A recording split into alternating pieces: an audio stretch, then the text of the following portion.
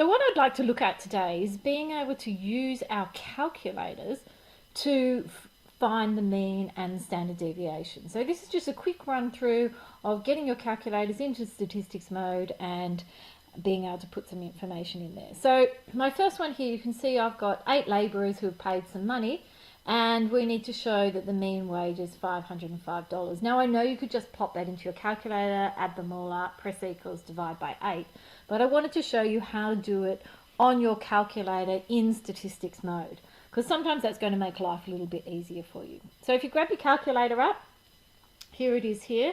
So in order to do this, what you need to do is you're going to go into mode first, and you're going to do 2 for statistics, and 1 because you want one variable. And as you can see, what I've got on mine is mine's set up for a 2 table, and I don't really want it to be an X and a frequency. I just want an X value because I've only just got one set of scores. So what I need to do is I need to go into shift mode, and if I just press the down arrow, I can see there's 3 for statistics, and I don't want my frequency table on, so I'm just going to turn it off too. Now some of you may not need to do that step, but that's okay.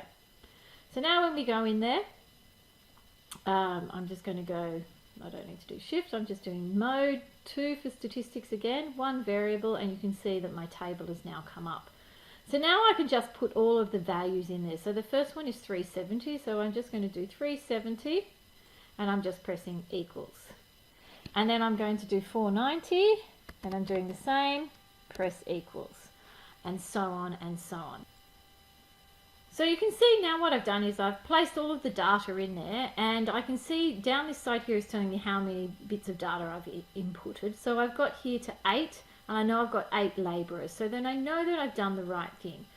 So now we need to find the mean and we need to find the standard deviation. So the first thing you do is you clear everything, and not to worry because it's still all there. If you now go shift 1 for statistics, and you always want to go to 4 for the variables, 4, and here is X bar we know is mean, so we press 2 and we get 505. So we can see that we have done the right thing.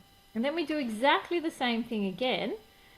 We press clear and we go shift 1, and we want 4 for variables, and here we want 3 for our standard deviation. So we press 3 and we press equals, and I'm not sure why my numbers are different. Obviously I've made a mistake at some point in time.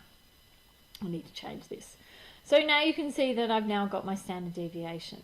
And so what we have done is we have now been able to use our calculator to find the mean and the standard deviation.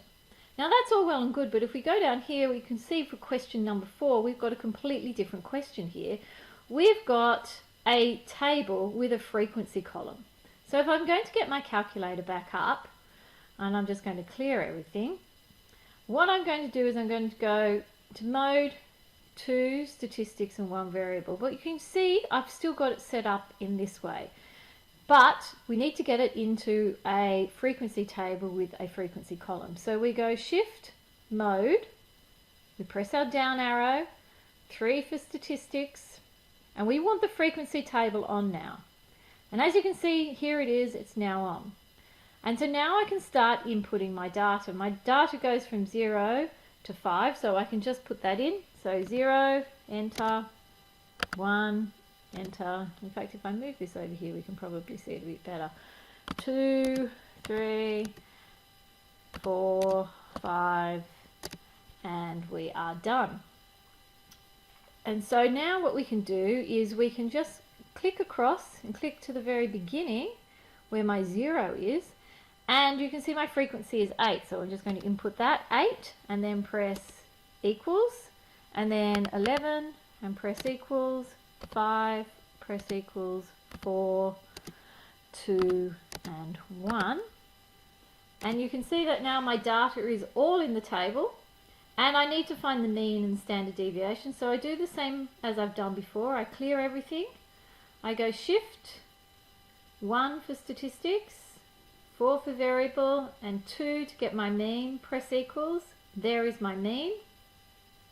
So the mean is around 1.1, which makes sense. That seems to be the middle of this data. This seems to be a long tail here. And then to do the next part, shift 1 again, 4 for variable, you want the standard deviation 3, press equals, and there we see we've got quite a small standard deviation, meaning our scores are not spread too far apart from each other. And that is it. There's a little bit more on this worksheet, but I'm going to leave that up to you to come up with the answers, and you can ask me in class for the solutions. Bye for now.